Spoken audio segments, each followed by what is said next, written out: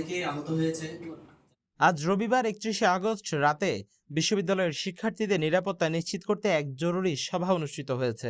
কিভাবে ওখানে ফেলে ঝুঁকিতে ফেলে এই নিয়ে প্রশাসন আসলে উদ্যোগ কি আমরা জানি না। সেই ক্ষেত্রে মিলিটারির কোনো হেল্প নেবে কিনা, এখানে কোনো চিরুনি অভিযান চালিয়ে এদেরকে নিরস্ত্র করা হবে কিনা, কিংবা এদের মধ্যে কোনো কার্টেল আছে কিনা যেগুলো। সভায় মূলত জোবরা গ্রামে আটকে পড়া শিক্ষার্থীদের নিরাপত্তা, রাতের আশ্রয় ও খাবার সংক্রান্ত তাৎক্ষণিক ব্যবস্থা নিয়ে আলোচনা করা হয়। এই জিনিসগুলো মিনিমাইজ করার জন্য প্রশাসনের পক্ষ থেকে এই নিয়ে আমরা কোনো উদ্যোগ দেখি নাই।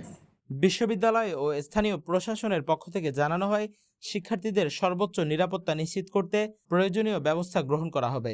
শুধু তাৎক্ষণিক সমাধান নয়, ভবিষ্যতের জন্য একটি স্থায়ী কাঠামো গড়ে তোলার বিষয়ে আলোচনা করা হয়। এতে প্রস্তাব করা হয় গ্রামবাসী, বিশ্ববিদ্যালয়ের শিক্ষার্থী, প্রশাসন ও পুলিশ প্রশাসনের সমন্বয়ে একটি স্থায়ী কমিটি গঠন করা হবে, যা নিরাপত্তা ও শৃঙ্খলা বজায় রাখতে কাজ করবে।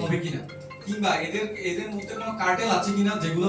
সভায় উপস্থিত ছিলেন বিশ্ববিদ্যালয়ের উপাচার্য অধ্যাপক ডক্টর মোহাম্মদ ইয়াহিয়া আক্তার, জেলা প্রশাসক ফরিদা খানম, উপ উপাচার্য শামীম আহমেদ, বিশ্ববিদ্যালয়ের প্রক্টোরিয়াল বডির সদস্যরা, শিক্ষক সিন্ডিকেট সদস্য SM ফজু, র্যাব কর্মকর্তা কর্নেল হাফিজ সহ স্থানীয় জনপ্রতিনিধিরা।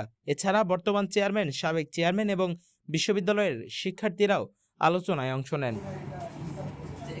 News desk, CTG post.